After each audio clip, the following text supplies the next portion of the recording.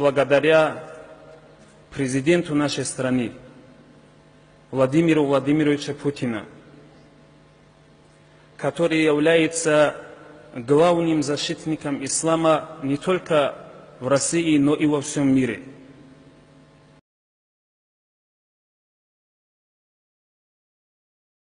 Мы не изменяли баланс, просто нарезали нечто для общего представления.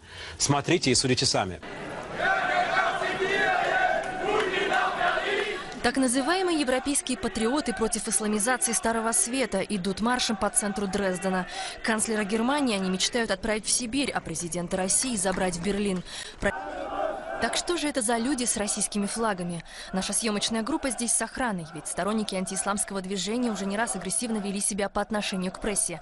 Разговаривать поначалу никто не хочет, но стоило нам сказать, что мы из России, как ситуация изменилась. Путин классный. Он единственный, кто может удержать Европу на плаву. Он борется за мир.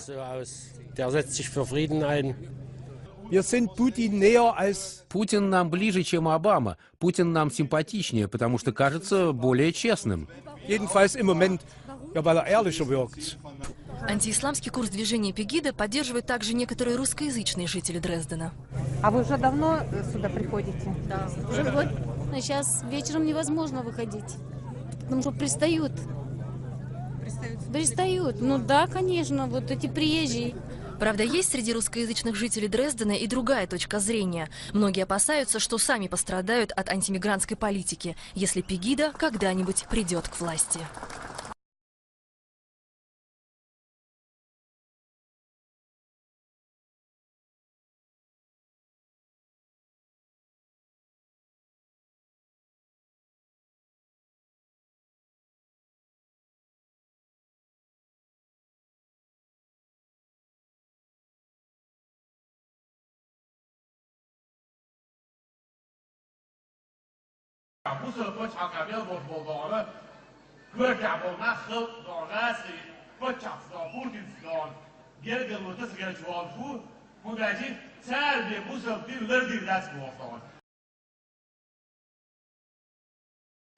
Ну а что в Европе? Столица Старого Света на глазах меняет свой культурный облик. Могли ли знать короли Франции, похороненные в аббатстве Сен-Дени под Парижем, в каком окружении им придется лежать сегодня? О неузнаваемой Франции наш специальный корреспондент в Париже Ольга Скобеева. Два раза в неделю, в четверг и в субботу, здесь запрещают говорить по-французски, только арабский. В частную школу для мусульман запись на год вперед. Каждый день в расписании первым уроком Коран, 114 сур священной книги. Истинный мусульманин Хафиз должен выучить наизусть.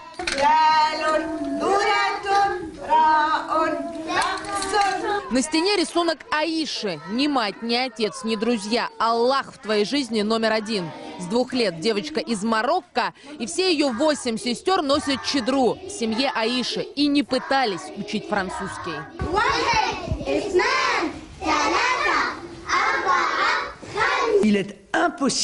Вдумайтесь, мы штампуем французов, мы раздаем французские паспорта направо и налево, не задумываясь, хочет ли этот человек стать французом, способен ли он им стать.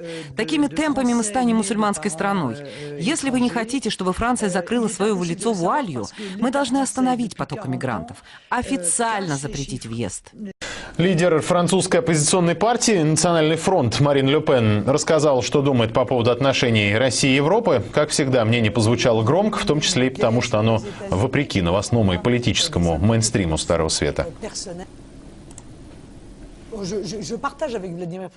Я разделяю взгляды Владимира Путина на существующие экономические проблемы. Кроме этого, я восхищаюсь им как личностью, его трезвым умом и самообладанием.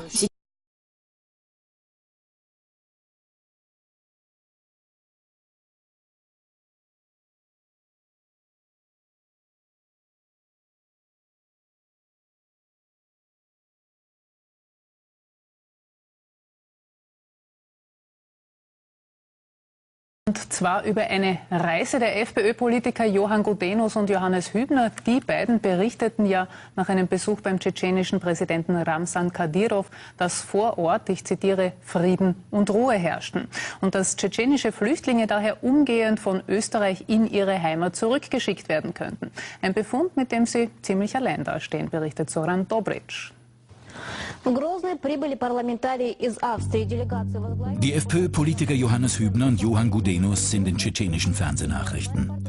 12 Minuten lang werden die beiden als hohe und angesehene österreichische Politiker präsentiert. Quasi ein Staatsbesuch aus dem demokratischen Europa. Das kommt in Tschetschenien eher selten vor.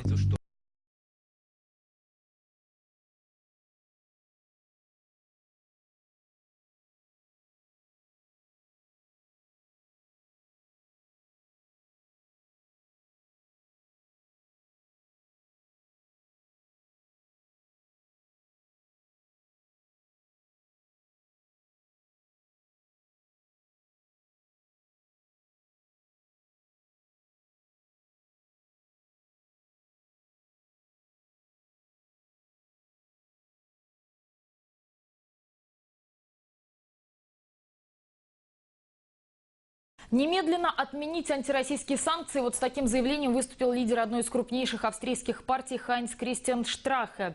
Политик призывает вернуться к дипломатическим методам решения конфликта. За несколько дней санкции уже успели нанести ущерб европейскому сельскому хозяйству. Ну а если и дальше так пойдет, то меры подтянут в пропасть всю экономику. Вот так считает Штрахе. Он также раскритиковал украинское руководство. Угроза приостановки транзита газа из России в Европу, оскорбление и издевательство над ЕС, считает политик.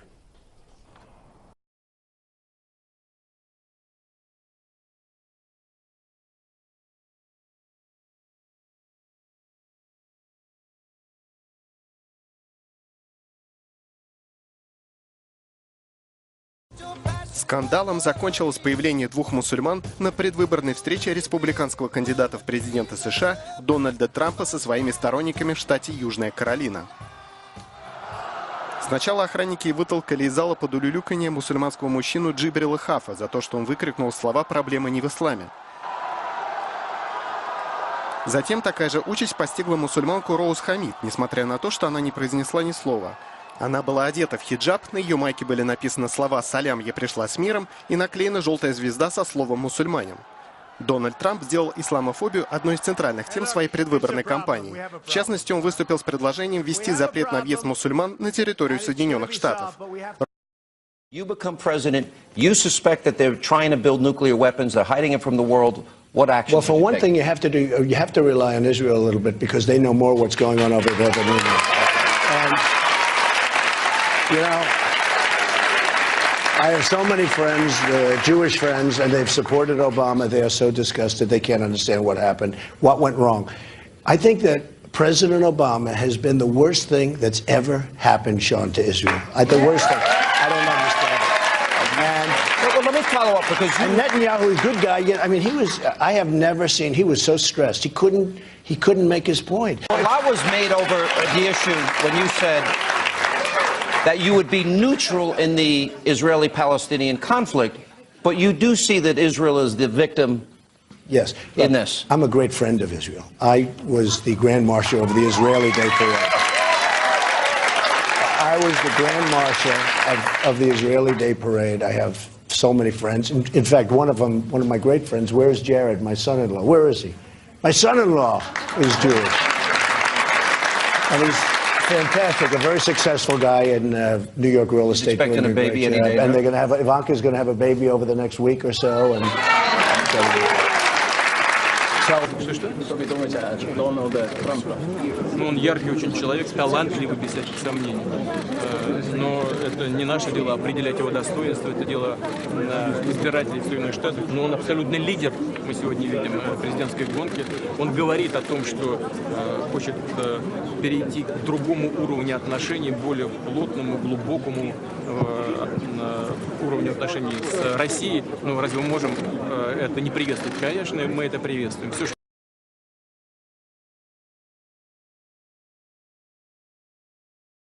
Дональд Трамп обещает в случае своего избрания на пост президента США выстроить отличные отношения с Россией и президентом Владимиром Путиным. Об этом кандидат на пост главы Белого дома от республиканцев заявил в эфире телеканала MSNBC. А главным поводом для тесного сотрудничества Трамп назвал обоюдное намерение уничтожить террористическую группировку ИГИЛ. В то же время нынешние отношения между странами лидер назвал враждебными и отметил, что в их ухудшении виноват именно Барак Обама. Кроме совпадения, не думаю. Благодаря президенту нашей страны Владимиру Владимировичу Путину, который является главным защитником ислама не только в России, но и во всем мире. В последнее время в наших школах мы все чаще видим девушек в хиджабах. Франция уже на законодательном уровне запретила это. Что у нас? Исламизация? Ничего хорошего в этом нет. Есть, конечно, национальные особенности в национальных республиках, но то, о чем вы сказали, это не национальные особенности, а это демонстрация известного отношения к религии. В нашей стране и в мусульманских регионах никогда такой традиции не было. На мой взгляд, действительно, а в некоторых, кстати говоря, в некоторых даже мусульманских государствах ношение хиджаба запрещено законом. Законом запрещено. Вы привели пример Франции, где тоже принят соответствующий закон. Я считаю, что в нашей стране, и я уже об этом говорил, можно и нужно идти по пути возврата к школьной форме. И такая работа уже идет. Рассчитываю на то, что она в регионах не будет забыта, заброшена, а наоборот будет активным образом внедряться. Самый сложный случай оказался у студенток из Малайзии, страны мусульманской. Расстаться с платком они оказались не готовы даже под угрозой отчисления.